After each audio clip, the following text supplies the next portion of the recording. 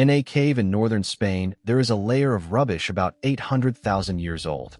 It contains the usual things: deer bones, horse bones, bison bones, snapped open for the marrow, scraped clean with stone flakes, discarded. And mixed in with them, treated in exactly the same way, are the bones of at least 11 human beings. Most of them children, not buried, not arranged, not separated out or marked in any way. They are in the food waste.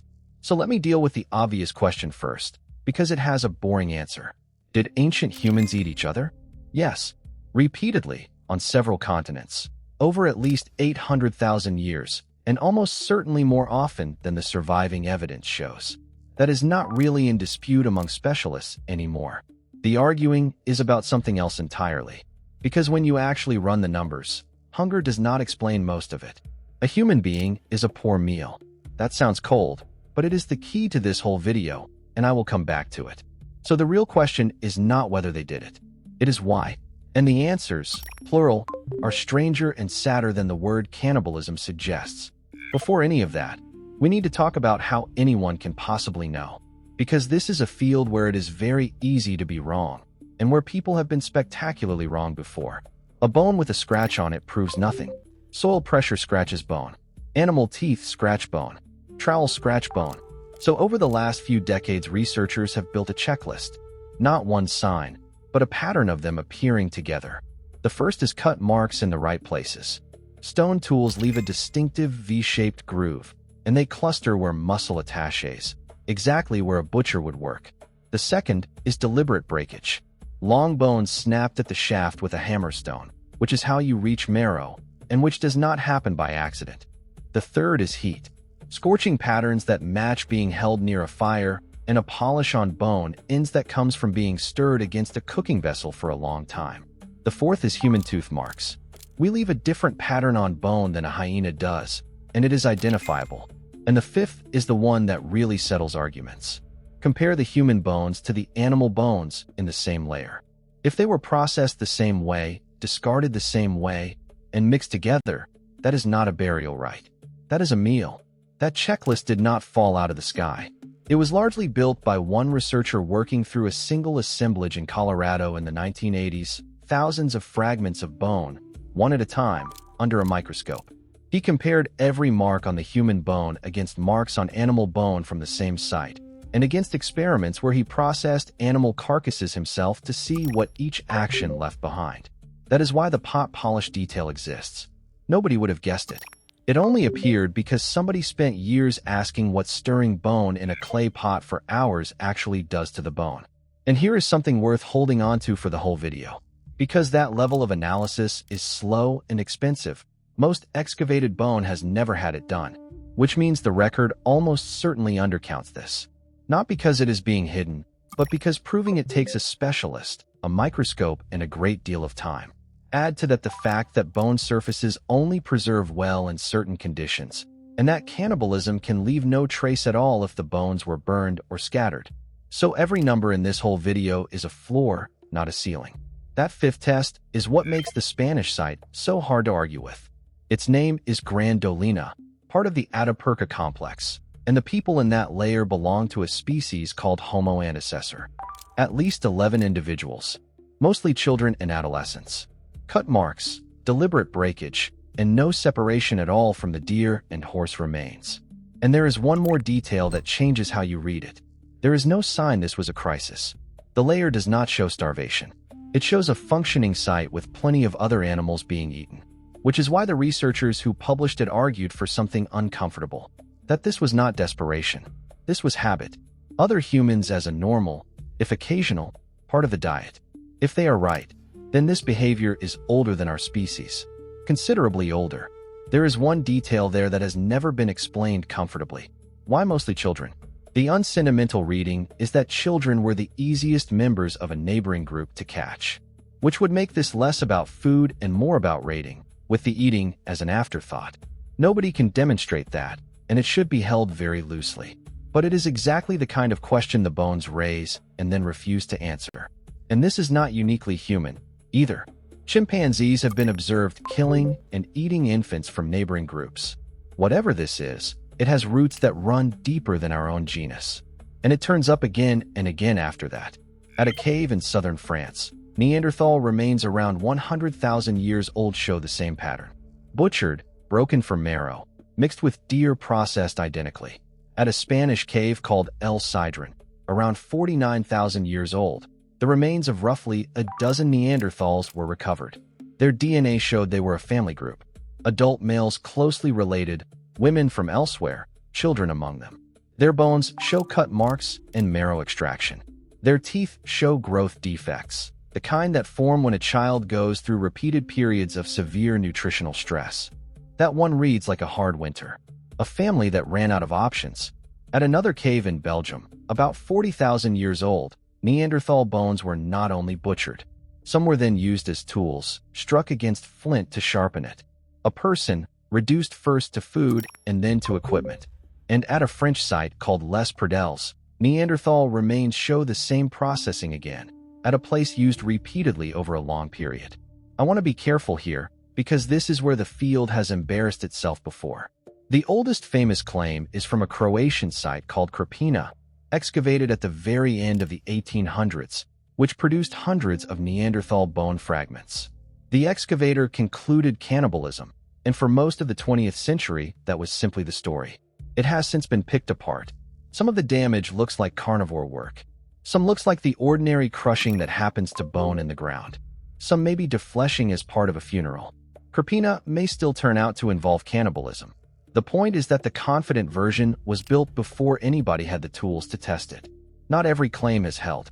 Some sites once presented as cannibalism have been reinterpreted as secondary burial, where the dead were defleshed and the bones cleaned as part of a funeral, with no consumption at all. That produces cut marks too. It does not produce marrow extraction, cooking polish, and mixing with kitchen waste. So the honest position is this. Cannibalism among Neanderthals is well established at several specific sites. It was not universal, and it was not constant. Now back to that number, because it reframes everything. A researcher named James Cole worked out roughly how many calories a human body actually provides. The figure for an adult male comes out somewhere around 125,000 calories for the entire body, with skeletal muscle a fraction of that. Now compare. A horse is several times that. A bison more again. A mammoth is in a completely different league. And those animals cannot plan. They do not set traps, or coordinate, or come back later with friends. A human being fights back with the same intelligence you have. Hunting one is the most dangerous hunting available, for one of the smaller returns available. Which means that in a landscape full of deer and horses, killing people for food is a bad strategy. The economics do not work. So when we find butchered humans in a layer full of butchered game, nutrition is not a sufficient explanation. Something else is happening. And the clearest example of that something else is in England. In Cheddar Gorge in Somerset, there is a cave called Gough's Cave, and the remains found there are around 14,700 years old. The human bones show the full butchery signature. Cut marks, breakage, marrow removal, and human tooth marks on human bone. But then there is what was done with the skulls. Several of them were carefully shaped into cups.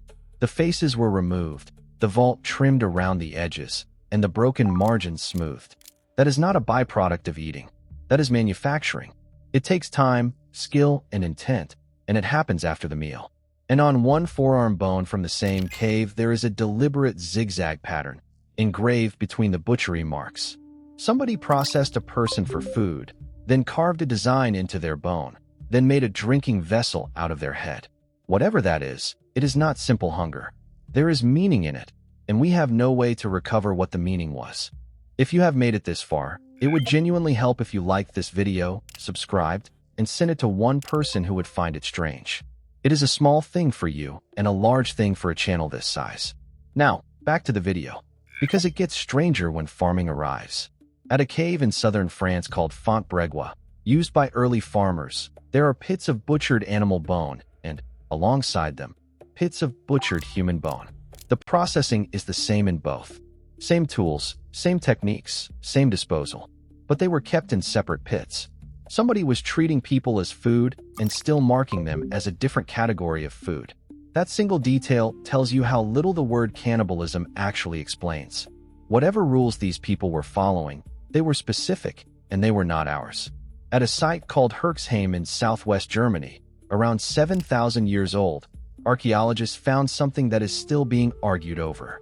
Estimates run to several hundred individuals, deposited in ditches around a settlement. The bones show intensive processing. Skulls again shaped into cups, in a consistent style, as though there were a correct way to do it. An isotope analysis suggests many of these people were not local. They came from some distance away. So what was Herxheim? Nobody agrees. One reading is mass cannibalism, possibly of outsiders, possibly connected to warfare or to some crisis in the early farming world. Another is an elaborate funerary rite, in which the dead were brought from far away and processed as part of a ceremony that did not involve eating at all. The processing is not in doubt. The purpose is completely open. One thing worth noticing across all of this is how often the skull comes back. Shaped into a cup in an English cave 14,000 years ago. Shaped into a cup at a German farming settlement thousands of years later and hundreds of miles away. Described again by ancient historians writing about peoples they regarded as barbarians. Whether those are connected traditions or simply the same obvious idea arrived at independently, nobody can say. But the head keeps being kept. And that is the recurring problem with this entire subject. The bones tell you what was done. They almost never tell you why, which is why one site in North America matters so much. At a place called Cowboy Wash in Colorado, around 850 years ago, several households were abandoned suddenly. Inside were disarticulated human remains showing the butchery pattern. That alone would have been arguable. But researchers did something new. They tested residue inside a cooking pot and found human myoglobin, a protein from muscle tissue. It should not be in a cooking vessel unless human muscle was cooked in it. And then they tested a human waste deposit left on a cold hearth in one of the abandoned rooms, and found human myoglobin in that too. That is about as close to direct proof as this field ever gets. Not marks on bone that require interpretation. A person's muscle protein in a pot, and inside somebody's digestive tract. The context matters. This was a period of severe drought and social breakdown in the region, and the sites cluster in time. That looks like collapse, famine, violence, or both. And it was not one household. Comparable assemblages have been identified at a number of sites across the same region in the same narrow window of time. Something happened in that part of North America in those decades. Whatever it was, it happened more than once. And that gives us the third category, because there are really three different things hiding under one word. The first is nutritional. Someone is starving and there is nothing else. This is the version we find easiest to understand, and it is not confined to prehistory at all. It shows up in the historical record whenever food runs out completely. At the early English settlement at Jamestown, the winter of 1609 is remembered as the starving time. Centuries later, archaeologists examining the skull of a teenage girl from that settlement found chop marks consistent with her body having been processed for food. There are the well-known accounts from a wagon party trapped in the mountains of California in the 1840s. There are documented cases from the siege of Leningrad. None of those people were monsters. They were ordinary people who ran out of options in a way most of us have never come close to. That is worth remembering before we judge anybody in a cave. The second is mortuary. Consuming the dead as part of how you honor them, or how you keep them, or how you send them on. Not an act of contempt. The opposite. The third is aggressive. Consuming enemies as a demonstration. About power and terror rather than protein. The same butchery marks can be produced by all three. That is the whole difficulty in one sentence. And we know those categories are real, because in some societies both existed side by side, with completely different rules. Among one Amazonian people documented by anthropologists in the 20th century, eating an enemy and eating a relative were treated as opposite acts. Consuming an enemy was aggression, done with contempt. Consuming a dead relative was an act of compassion, done to help the grieving and to keep the person out of the earth. Same physical act, opposite meanings. If an archaeologist dug up that society in 10,000 years, both would look identical on the bone, which should make anyone cautious about reading an 10 off a cut mark. But there is one case where we did not have to guess, because it was still happening within living memory, and it produced a discovery that reaches into your own body. Among the 4 people of the highlands of Papua New Guinea, there was a mortuary practice in which the dead were consumed by their relatives, largely by women and children. It was an act of grief and respect. Being eaten by your family was preferable to being left to rot in the ground. And in the middle of the 20th century, the four were dying of a disease nobody recognized. They called it kuru, the shaking death. It attacked the brain. It caused loss of coordination, then loss of control, then death, usually within a year of the first symptoms. There was no treatment and no recovery. It took years to work out what was happening, and the answer changed medicine. Kuru is caused by a prion, not a bacterium or a virus, but a misfolded protein that induces other proteins to misfold the same way. It has no DNA. You cannot kill it because it was never alive. It was concentrated in brain tissue, and it was being passed on through the mortuary meals. Because women and children ate that tissue, they died at far higher rates than men. And prion diseases have very long incubation periods. Cases continued to appear for decades after the practice ended, in people who had been exposed as children. That work led to a Nobel Prize, and it is the foundation of what we understand about the whole family of prion diseases, including the one that caused the mad cow crisis. Now here is the part that turns this from history into biology. Researchers studying 4 survivors found something remarkable.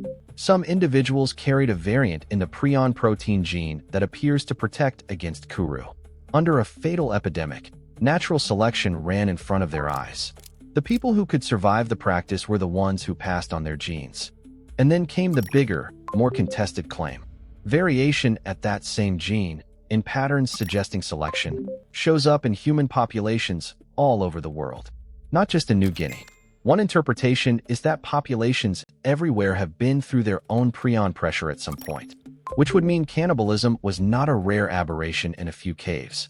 It was common enough, over enough of the world, to leave a mark in the human genome. I want to hedge this properly, because it is genuinely argued about. There are other possible explanations for that genetic pattern, and it is not settled. But if it holds, the implication is enormous. It means this is not somebody else's history. It is written into the species. There is one more thing that has to be said, and it is not about archaeology. The word cannibal has an ugly job history. It comes to us from the first European voyages to the Caribbean, and within a few decades it had become a license. If a people could be labeled as cannibals, they could be enslaved, dispossessed, and killed, and the labeling was often done on no evidence at all. That pattern repeated across centuries and continents. The accusation traveled far more widely than the practice ever did, which is exactly why serious researchers are so cautious now, and why the checklist we started with exists. Not to protect anyone's feelings, but because the history of confident claims here is a history of harm. So, why did ancient humans eat each other? Sometimes because they were starving, and there was nothing else, and the choice was that or death. That has happened in every era, including our own. Sometimes because a body was a resource and the group was under pressure, and the line between a person and food had not been drawn where we draw it. Sometimes because it was how you kept somebody. Not disrespect, but the opposite, and a way of keeping the dead inside the living. Sometimes to terrify an enemy. And at Goff's cave, sometimes to make a cup, which is the one I cannot stop thinking about, because there is a whole vanished world of meaning in that object, and we will never get it back. What all of it argues against is the idea that this was a monstrous exception, performed by people unlike us. It was done by our ancestors, by our cousins, and by people alive in the last century, for reasons that ranged from desperation to devotion. And the most likely reading of the genetic evidence is that it happened often enough, in enough places, that the survivors carried it forward in their bodies. Which means that if you go looking for the line between us and the kind of human who would do this, the honest answer is that there may not be one. There is only circumstance.